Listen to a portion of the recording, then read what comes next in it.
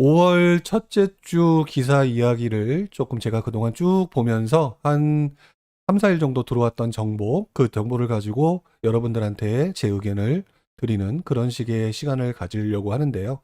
일단 5월 첫 주차, 1주차 기사 얘기를 시작을 하도록 하겠습니다. 자, 제가 지난번에 기사를 보면서 눈에 가장 크게 띄었던 부분은요. 정부의 공급 계획에 관련돼서 정말 문제가 없을까라고 하는 생각을 하게 됐던 기사들이 계속 며칠 사이에 많이 보이더라고요. 그래서 그 부분에 대한 얘기를 한번 해보도록 하겠습니다. 자, 지난 4월 29일자였죠. 국토부가 발표하기로 했던 전국 그 택지개발지구 발표를 연기를 했다. 그리고 그 내용 중에는 투기 정황을 포착을 했기 때문에 발표를 연기하겠다라고 하는 내용이 나왔었죠.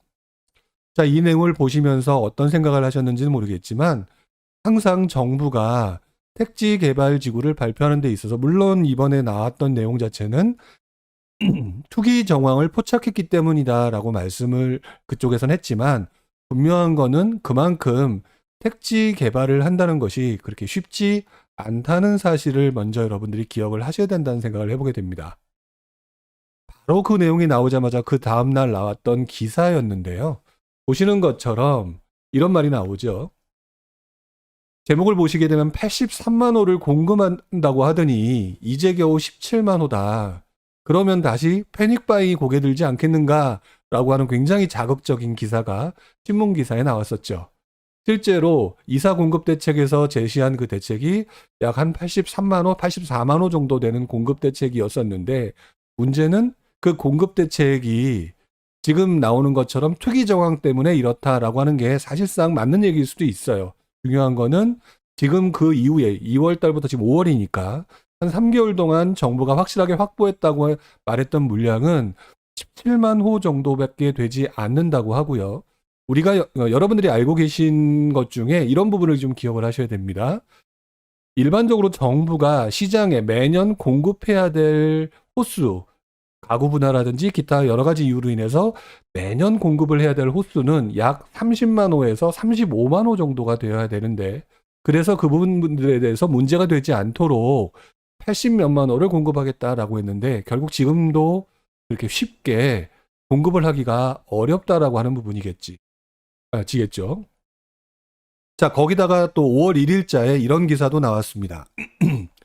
서울권의 택지, 예를 들어서 태능이라든지 골프장이라든지 이런 부분에 대한 얘기가 계속 나왔었는데 당초 계획보다 축소될 가능성이 매우 커지고 있다. 더더구나 오세훈 시장이 취임하고 난 다음에 최근 들어서 오세훈 시장이 처음 예상과는 달리 굉장히 다른 모습을 보이고 있죠. 규제를 좀 더 강화하는 듯한 느낌, 토지거래 허가구역이라든지 그런 부분을 얘기를 하고 있는 가운데에서도 결국에는 이 그 오세훈 시장의 어떤 특성 자체가 서울시에서 서울시장이 허가를 내줘야 되는 부분이니까 이 부분을 가지고 어떻게 해야 될 것이냐라고 했을 때는 그렇게 쉽게 무리한 임대 공급을 보다는 다른 식으로 해야 된다라고 하는 생각을 가지고 있는 게 오세훈 시장의 입장이잖아요. 자, 그래서 그 부분 때문에 아마도 예상되었던 공공택지조차도 쉽게 진행되기 어려울 것 같다라고 하는 게 최근 며칠 사이에 29, 30, 그 다음에 5월 1일 요 전후 사이에 굉장히 많이 나왔다는 거죠. 지금 보시는 것처럼 뭐 강남, 용산, 마포 핵심 자리에 위치해 있는 모든 부분들이 쉽게 진행이 어렵다라고 하는 부분을 다시 한번 생각해 볼 필요가 있을 것 같고요. 자, 이 부분이 제가 예전부터 자주 말씀을 드려왔지만 그리고 제 이번 책에도 내용이 나와 있는 내용입니다. 근데 제가 가장 걱정하는 거는 좀 전에 봤던 이런 거죠. 패닉 바잉이라고 하는 이 내용에 대해서 저 역시도 조금 걱정을 하고 있다라고 하는 부분입니다. 무슨 말이냐? 패닉 바잉이라고 하는 부분은 결국 정부가 이렇게 공급을 해 줌으로 인해서 내가 이것을 분양을 받고 수익을 낼 수 있겠구나라는 생각을 하는 가운데에서 이 부분이 그렇지 못하다라는 사실을 깨달았을 때 갑자기 조급한 마음이 들면서 급하게 움직이는 사람들이 결국 패닉 바잉 현상들이 나타나게 되어 있거든요. 그런데 지금 현재 요 며칠 사이에 나왔던 이 뉴스 기사만 보게 되면 패닉 바잉의 가능성들을 배제할 수 없을 만큼 정부의 택지 개발, 기타 선정 이런 부분들이 쉽지가 않을 것 같다라고 하는 부분이겠죠. 여기 보시는 것처럼 어수선하다라고 나오는데 중간에 이런 말이 있죠. 신규 택지, 15만 가구에 대한 신규 택지가 하반기나 되어야 할 것 같다. 결국 올 상반기가 지나는 시점에 변곡점으로 예상되는 포인트가 뭐가 있냐면은요. 다주택자의 중과 부분, 양도세 중과라고 하는 부분에 상반기 이후에 그 매물들이 사라질 것이다 라고 얘기하는 사람들이 상당히 많습니다. 이게 어떤 면에서 굉장히 중요한 포인트가 될 수 있는데 여기서 다시 한번 신규 택지 지정조차도 하반기나 될 것 같다라고 하는 부분이 다시 한번 정부에 대한 불안감을 만들어내게 하는, 또 그것이 패닉 바잉으로 이끌어질 수 있는 그런 현상이 예상될 수 있다. 자, 그래서 지금 올 한 해는 어떤 면에서는 여러분들이 매우 눈여겨봐야 될 시기가 이제 5월이 됐으니까 6월, 7월 그리고 난 다음에 그 다음 이사철인 8, 9월 때, 그때를 다시 한번 굉장히 눈여겨봐야 될 것 같다라고 저는 생각을 좀 하고 있습니다. 자, 이 밖에도 가계부채 관리 방안에 대해서 발표가 났었죠. 어떤 변화가 나타날까라고 하는 부분을 많이 생각을 해볼 필요가 있을 것 같은데요. 사실 저도 이 내용을 아주 잘 알고 있는 것은 아닙니다. 제가 뭐 대출을 많이 받거나 이런 사람도 아니고, 또 그러다 보니까 그걸로 인해서 얼마나 영향을 미치는지에 대한 부분은 그렇게 크게 다른 굉장히 유명하신 분들에 비해서는 잘 알지는 못할지는 몰라도 이 부분에 대한 영향도는 예전 경험으로 한 번쯤 더 말씀을 드릴 수 있지 않을까라는 생각이 드는데요. 지금 내용을 보게 되면 이런 내용이 나와 있죠. 제가 지금 보여드렸던 이 빨간색 바탕에 보시면 맨 처음에, 자, 개인별 DSR의 40% 단계적 확대를 한다. 이 세세한 부분은 저는 따로 말씀드리지 않겠습니다. 저도 모르는 부분이기도 하고 잘 세부적으로는. 다만 이 7월 규제 지역에 관련된 부분이요. 6억 초과 주택담보대출부터 시행한다는 얘기가 나오고 있죠. 자, 그 밖에도 여러 가지 내용이 나오고 있는데, 물론 맨 마지막에 보면 청년층을 위한 뭐 40년 모기지 도입, 이제 일반 우리 그 신혼부부라든지 이런 분들을 위한 어떤 혜택을 준다라고 하지만, 결국 저는 이것으로 인해서 사람들이, 여러분들 그동안 많이 경험하셨죠? 풍선 효과, 정부의 규제로 인한 풍선 효과 부분을 고려해 봤을 때는 이 첫 번째 줄이 굉장한 영향을 미칠 가능성이 있다라고 저는 생각을 좀 하고 있습니다. 자, 첫 번째 줄에서 나왔던 이 얘기가 다른 기사에서도 보시면 첫 번째 제목으로 나오죠. 6억이 넘는 주택을 살 때 대출을 조이겠다. 서울 아파트 83%가 규제 대상이다. 라는 내용이 나오고 있습니다. DSR로 인해서 뭐 DTI, 뭐 LTV 여러 가지로 인해서 받을 수 있는 사람, 받을 수 없는 사람이 구분되고 그로 인해서 많은 문제가 발생되거나 또는 영향이 있겠지만, 제가 보는 가장 큰 포인트는 6억이라고 하는 조건이 굉장히 큰 영향을 미칠 것 같다라고 생각이 드는데요. 자, 그 부분을 어떤 기사에서 나온 내용을 제가 봤는데요. 저는 이 말에 상당 부분 공감을 하고 있습니다. 7월부터 가계대출 규제를 강화하게 되고 6억대에서 8억대 집값이 뛸 수도 있다라고 하는 내용이 나오죠. 결국 규제 지역의 6억 초과 주택에 대해서 여러 가지 규제를 부과를 한다라고 하면 지금 많은 젊은 분들 또는 기타 여러 가격 상승에 밀려나신 분들이 구입할 수 있는 대상들을 대출을 받아서 살 수 있는 주택이 점차 줄어들고 있는 상황이잖아요. 자, 그렇다면 지금 여기 나와 있는 것처럼 6억을 기준으로 그 전후에 해당되는 아파트들이 아무래도 6억 미만의 아파트들 중에서는 가장 입지가 좋은 곳이 되겠죠. 자, 그러면 이 중저가 주택 중에서 9억이라고 하는 기존 조건과 뭐 대출이 불가능한 15원 조건이라고 하는 부분 그 사이에서 9억을 향해서 움직임이 나타날 수 있는, 대출을 받을 시점에는 6억일지 몰라도 그 사람들의 수요가 쏠리게 되는 경우 9억에 가까운 식으로 움직임이 나타날 수 있는, 제가 말하는 보통 갭 메우기가 되겠죠. 자, 이런 현상이 나타날 수 있는 소지가 있다라고 하는 부분을 꼭 기억을 해야 된다. 좀 전에 분명히 여러분들 서울의 83%가 조금 쉽지 않다라는 얘기가 나왔습니다. 자, 그런데 지금 보시는 이 자료는요, 제가 강의장에서 쓰려고 만들어뒀던 내일 현대백화점에서도 강의할 때 쓰는 자료인데요. 자, 보시는 것처럼 지난 2017년부터 2021년 3월까지의 KB에 나와 있는 전국 아파트, 서울, 그 다음에 수도권의 아파트 평균 매매 가격입니다. 자, 보시는 것처럼 2017년에 6억이 되지 않았던 서울의 아파트가 지금 현재 평균 가격이 거의 11억이죠. 지금은 이제 5월이니까 11억이 넘어섰을 거예요. 자, 그런데 수도권 아파트를 자세히 보시게 되면은요, 4억이었던 아파트 가격이 2021년 3월 현재 6억 7천 정도 된다라고 하게 되면, 앞에서 보셨던 거를 한번 퍼즐을 맞춰보게 되면 서울의 아파트의 83%에 해당되는 아파트는 6억 이상이기 때문에 쉽지 않은 곳이 될 것이고, 자, 그렇다면은 이 사람들이 움직임이 나타나고 쏠림 현상이 나타나는 지역들은 아무래도 패닉 바잉의 주도적인 세력들은 서민들이 될 테니, 그 상황에서 수도권 아파트의 움직임이 강해질 수 있을 것 같다, 또는 그럴 가능성이 높다라고 하는 나름대로의 설득력 있는 인과관계가 성립이 돼버리죠. 자, 그래서 물론 지금 제가 말씀드리는 부분이 그렇다고 해서 서울의 아파트는 그렇지 않습니다, 안 오릅니다, 이런 얘기가 아니죠. 서울의 초고가 아파트, 기타 재건축 재개발과 해당되는 지역들은 지금 많은 호재들이 있기 때문에 움직임이 있는 것이고요. 자, 그 밖에 그렇지 못한 지역에 대한 움직임, 쏠림 현상이 정부의 규제라고 하는, DSR 규제라고 하는 새로운 모멘텀이 또다시 사람들로 하여금 움직임을 만들어서 움직임이 하나의 방향성을 형성하게 된다면, 그렇다면 결국은 이 서울 아파트와 수도권 아파트의 평균 매매 가격을 기준으로 했을 때 수도권에서 조금 더 강하게 나타날 가능성이 좀 있어 보인다라고 정리를 해볼 수가 있다는 거죠. 이렇게 정리를 했던 가장 큰 이유는 지난 장에도 역시 정부의 규제로 인해서 소형 아파트로 움직임이 몰려갔던 적이 있었기 때문에 그렇습니다.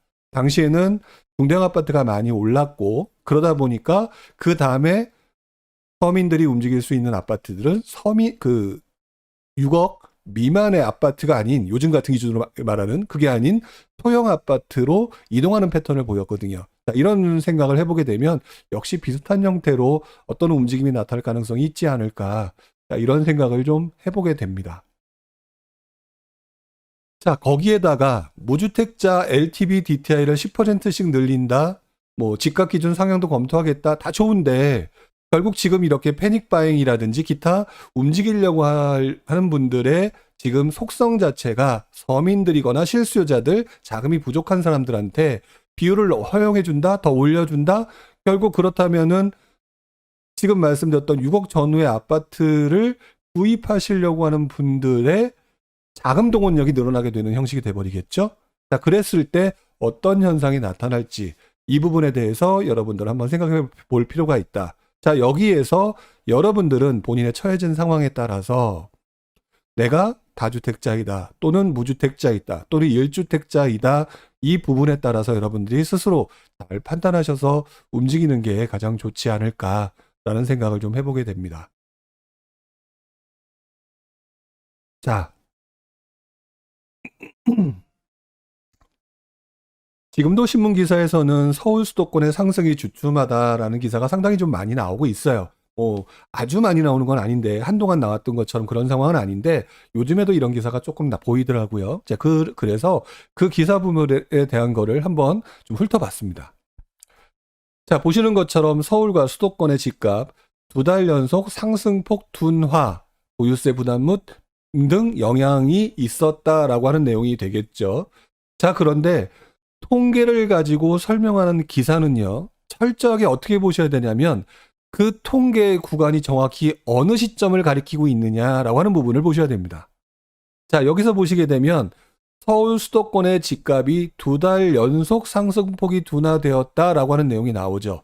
결국 이 기사에서 말하고자 하는 부분은 2달이라고 하는 기간 동안에 감소했다라고 하는 부분을 설명하기 위해서 구간을 2달로 정해놨다고 보시면 됩니다. 내가 말하고자 하는 목적을 설명하기 위해서 구간을 정해놨다. 그래서 통계 치수를 보실 때는 항상 어느 구간부터 어느 구간까지 보고 그 구간 이전의 모습이 어땠는가 라고 하는 부분을 함께 봐야 되는데요. 서울과 수도권 같은 경우는 최근에 여러 가지 이유들이 있었죠. 이사 공급 대책도 있었고요. 자, 그리고 그 사이에 재건축 재개발 서울시장 선거 이전부터 여러 가지 다주택자의 규제 압박이라든지 이런 것들 때문에 관망하는 분위기가 상당히 이어지고 있었고요. 자, 그러다 보니까 그런 통계 치수가 계속 보여지면서 2개월 연속 줄어들었다. 이렇게 설명을 드리고 해석을 할 수가 있는 거죠. 자, 그런데 문제는 이 해석을 가지고 앞으로도 이렇게 될 거야 라고 하는 뉘앙스를 가지고 말씀을 드릴 수는 없다라는 겁니다. 자, 그런데 요즘 같은 경우는 다시 한번 정리를 해보면 오세훈 시장 선거 당선 이후에 재건축 재개발에 대한 관심도가 상당히 많이 늘었고요. 그리고 난 다음에 다시 서울에 대한 관심도가 지난주 KB 시세의 변화를 봤을 때 서울의 움직임이 살짝 올라왔죠. 자, 그런 상황이 나타나고 있는 게 약간 좀 부수적이긴 하지만 그 부분을 무시한 채 이 내용만 보면서 오름폭이 둔해가 되었다라고 말하기에는 지금 시장이 그런 모습은 아닌 것 같다라고 좀 더 냉정하게 판단하는 게 맞아 보인다라고 생각이 들고요. 자, 그리고 난 다음에 또 하나 나오는 부분이 이런 부분에 대해서는 얘기가 나오고 있죠. 다주택자들 종부세가 부담이 됐고 동대문이라든지 관악이라든지 금매가 엄청나게 쌓이고 있다. 자, 이런 내용이 나오고 있죠. 자, 이뿐만이 아닙니다. 또 다른 기사, 오늘 나왔던 기사죠. 오늘 나왔던 기사에 압구정은 12억이나 뛰고요. 봉천동은 3억이나 되는 금매가 발생했는데 왜 그러냐라는 부분인데 여러분들 많이 알고 계실 거예요. 당연히 재건축 사업에 대한 규제 완화로 인해서 재건축 아파트의 가격은 신고가를 찍는 상황이고, 그 다음에 일부 다주택자들이 가지고 있는 물건 중에서 규제가 이제 6월 이후부터는 굉장히 양도세 중과 부분이 더 강화되다 보니까 언제까지 잔금을 치르는 조건으로 가격을 조정해주겠다라고 하는 물건들이 지금 굉장히 많이 나오고 있죠.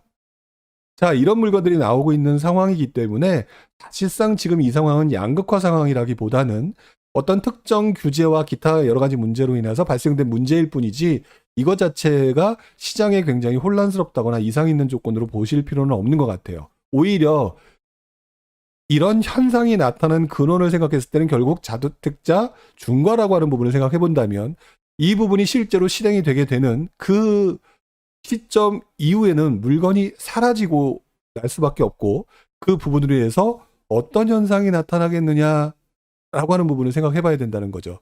지금도 압구정동에 12억씩 뛴 신고가라고 하는 부분은 결국 매물이 품귀 현상이 벌어졌기 때문에 나오는 현상입니다. 그리고 봉천동에 3억 이상 내린 금매 역시 마찬가지로 물건이 쏟아지기 때문에 나오는 현상이지만 이 현상이 계속 이어지는 것이라기보다는 7월 이후에는 바뀔 모습이기 때문에 그렇다면 이 시점에 매물 품귀 현상이 만약 또 한 번 나타나게 된다면 지금 현재 압구정의 신고가처럼 시장이 바뀔 수 있다라고 하는 포인트, 이 부분에 대해서 눈여겨봐야 되는 부분이지 지금 기사에서 나왔던 몇몇 기사처럼 시장의 분위기가 조금 좋지 않은 듯한 모습으로 설명하기에는 매우 어려워 보인다. 자, 그리고 난 다음에요. 지난번에도 한 몇 주 전에 설명을 드렸던 기사에도 포함이 되어 있었는데요. 5월 3일 기사에 이런 기사가 나와 있습니다. 서울 아파트 낙찰가율이 역대 최고다. 자, 이 부분을 돌이켜놓고 생각을 해보게 되면은요, 어떤 부분을 생각해 봐야 될까요? 금방 좀 전에 보셨던 기사에서는 서울과 수도권의 상승세가 주춤이라고 표현을 했는데, 막상 경매 낙찰가율은 역대 최고다라고 하는 내용이 나오고 있잖아요. 결국 무슨 말이냐? 몇 년 새 급등한 아파트 값 때문에 경매를 차라리 낮게 낙찰을 받을 수 있는 쪽으로 몰려가면서 조금이라도 싸게 가져가겠다는 수요가 오히려 이쪽으로 몰리고 있다라고 하면은 아까 보셨던 상승세의 주춤과 이 내용을 섞어서 보시게 되면 너무 비싸지니까 안 살 수는 없고 상대적으로 쉽게 또는 쉽게가 아니죠. 상대적으로 조금 싸게 살 수 있는 경매 시장으로 움직임이 이동하고 있는 것이다. 자, 그러면 이걸 종합해서 놓고 보게 되면은 상승세가 주춤하고 시장의 분위기가 꺾였다라고 말하기는 매우 어렵다라고 하는 얘기가 될 겁니다. 자, 여러분들이 바로 이 부분을 굉장히 깊숙이 좀 생각을 해보셔야 되고요. 지금 현재 일반적으로 경매 낙찰가라고 하는 부분은 선행지수라고 보통 표현을 합니다. 낙찰가율이 높아진다라고 얘기하는 거는 지금 현재 가격대로 인해서 사람들이 구입을 포기하는 게 아니라 경매라고 하는 시장으로 몰려들고 있다. 결국 앞으로 시장이 좋아질 것이다라고 판단하는 사람들이 조금이라도 싸게 살 수 있는 대상으로 몰려들기 때문에 이 지수를 보통 부동산의 선행지수라고 보통 표현을 하죠. 자, 그래서 이 부분을 가지고 놓고 보게 되면 여러분들이 한 번쯤 지금 현재 나오는 시장의 분위기, 부정적인 얘기가 그렇게 간단히 판단할 문제는 좀 아닌 것 같다. 자, 이렇게 한 번쯤 보셔야 될 것 같습니다. 자, 지금 보시는 것처럼 다른 기사에서도 동일한 유의 기사가 나오고 있죠. 자, 이렇게 이런 시장이 이어지고 있다면 일반적인 선행지수라고 하는 부분으로 판단해 봤을 때 앞으로도 사람들이 움직임이 주춤하기보다는 오히려 계속해서 정중동 상태에서 수익을 낼 가능성이 높은 경매 시장으로 몰린 것이다. 그렇다면 사람들은 지금 그 분위기 또는 심리가 바뀐 것이 아니라 잠시 수익을 낼 수 있는 다른 분야로 눈을 돌리고 있는 것이다 라고 생각할 수가 있겠죠. 자, 여기뿐만 아니라 또 다른 기사가 5월 3일 날 더 비싸게 나왔죠. 우리는 몇몇 기사만 보고 시장을 판단하고 있지만 이 기사에선 이렇게 나옵니다. 반포, 염창, 노원 거래량이 꿈틀을 한다.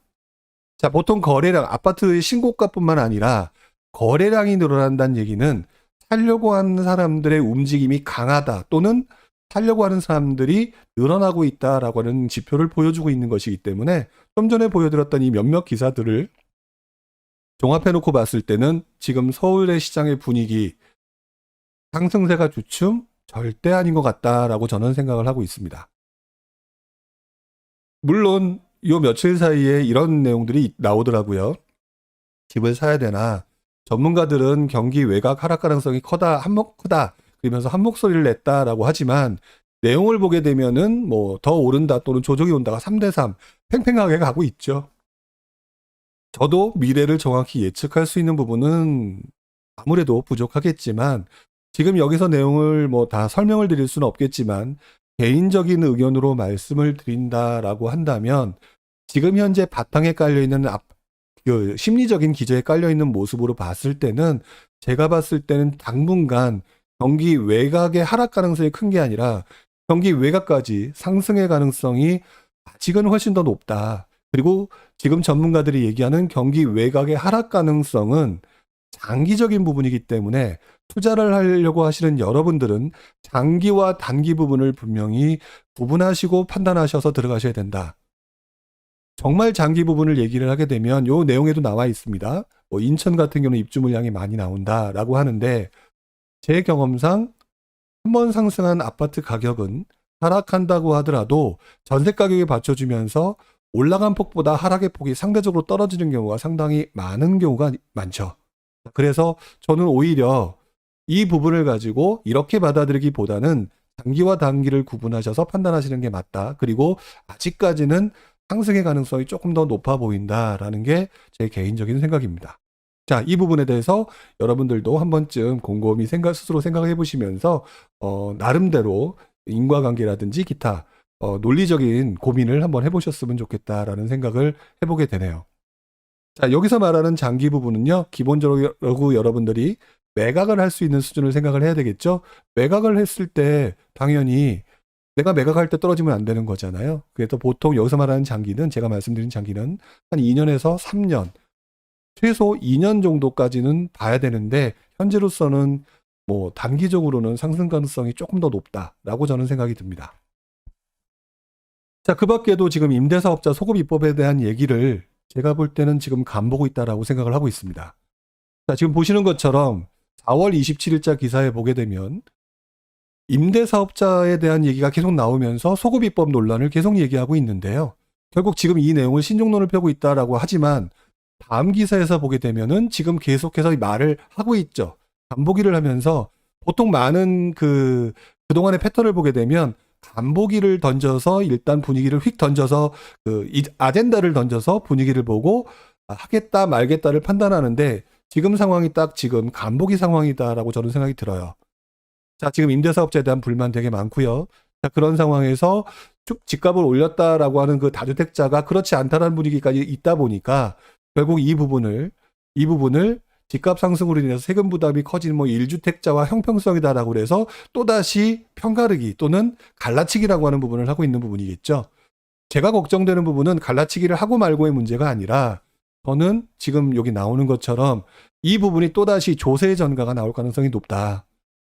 그러지 않아도 조세 전가 때문에 지난번 임대차 3법 때문에 상당히 큰 문제가 있었었는데 이번에도 또 역시 마찬가지로 이렇게 된다. 사실 요번에 또 그 임대차 3법 중에 또 하나의 법이 이번에 시행됨으로 인해서 또 어떻게 된다 이런 얘기가 있잖아요. 그런데 이번에 또 다시 한번 이 얘기가 나옴으로 인해서 전세를 또 불안하게 하거나 또는 세입자들의 불안들을 계속해서 이렇게 만든다면 또다시 이 부분이 앞에서 제가 언급했던 패닉 바잉 현상을 만들어내는 또 다른 요인이 될 수가 있다라고 하는 부분을 꼭 기억을 하셔야 될 것 같습니다. 저는 지금 정부가 하는 내용 중에서 저는 웬만하면 누구를 좋지 않게 평가를 하거나 또는 좋다거나 이렇게 말하는 사람은 아니지만 지금 현재의 모습은 너무 갈라치기가 심하다라는 생각과 함께 그리고 이 부장욕이라고 하는 부분을 너무 무시한다라는 생각을 좀 많이 하게 되는 것 같아요. 그래서 여러분들도 이 현상이 계속 이어지고 이것을 시행을 했을 때 결국에는 세입자들한테 조세 전가가 나오면서 가격이 오를 가능성이 있다라고 하는 부분을 꼭 기억하시고 여러분들 특히 이제 무주택자 여러분들은 한 번쯤 이 부분을 좀 생각하셨으면 좋겠다. 자, 이런 생각을 좀 해보게 되네요. 자, 오늘 준비한 부분은 여기까지고요. 여기까지 간단하게 말씀을 드리면서 제가 내용을 또 바꿔서 여러분들 이제 질의응답을 받는 시간으로 갖도록 하겠습니다. 자, 잠시 내용을 좀 돌리도록 할게요.